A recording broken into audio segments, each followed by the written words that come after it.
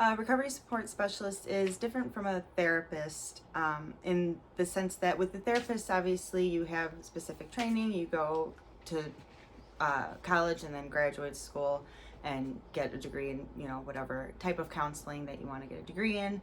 A certified recovery support specialist isn't somebody who necessarily has a degree. It's somebody with either who provides mental health or co-occurring mental illness and substance abuse recovery support to others.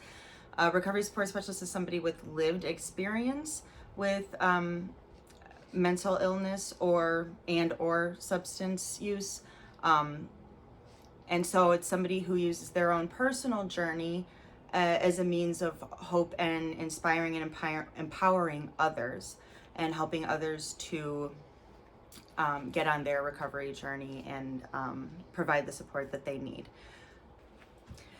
So a certified recovery support specialist can work in a variety of roles. Like I said, I worked at some community mental health agencies where I provided community support, or I was running a drop-in center, and that was specifically a peer support program that was meant to help people who were getting out of nursing homes and IMDs and helping them to reintegrate back into the community. So you'll find recovery support positions a lot like in those kinds of roles.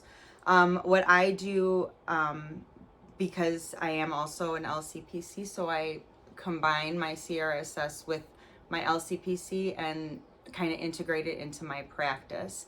And so a CRSS would be a little bit different from a traditional therapist, just in the sense that we're coming from that lived experience framework. And so not only do we have the education, but we also have a different kind of personal experience. And so it helps, I think, to connect with people on a different level, provide a different kind of level of understanding.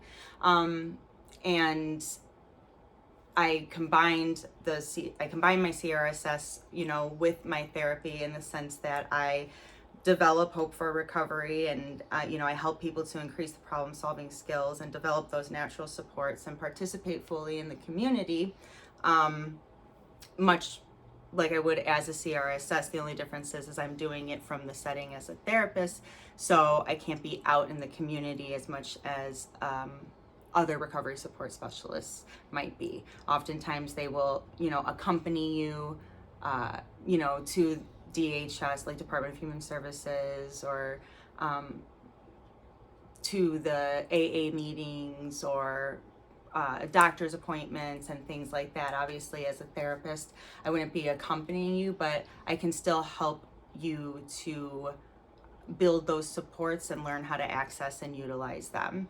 And so from that standpoint, it differs a little bit from just like traditional therapy, where maybe the focus is on whatever specific issue somebody might have come in with. So a recovery support specialist or certified recovery support specialist would fall under the umbrella of peer support, a peer being another person with lived experience. So that's kind of what peer support is, people who are peers. So you feel like they're more on the same level as you, like there's not a power differential. Your peers could be the other people receiving services with you as well. So your peer would be the other members at the AA meetings, or in whatever group you might be a part of. And so peer support is basically just saying we are providing you this support from being on your level.